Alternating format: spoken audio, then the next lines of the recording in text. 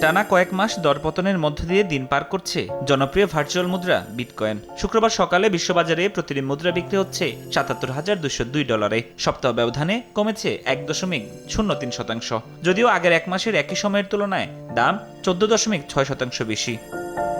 দাম কমেছে ইথারেরও। সপ্তাহ ব্যবধানে ২.০১% কমে প্রতি ইথার বিক্রি হচ্ছে $২,২৮৮। তবে মাস ব্যবধানে বেড়েছে ১০.৩২%।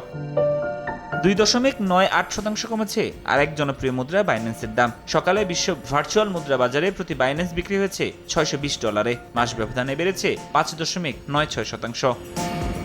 দাম কমতির হাওয়া সোলানার বাজারেও। সপ্তাহ ব্যবধানে প্রায় ৩% কমে এই মুদ্রা বিক্রি হচ্ছে $৮৪.০৭। তবে মাস ব্যবধানে দাম বাড়তি ৫.৯৮%। ফরহাদুর রহমান, সময় সংবাদ।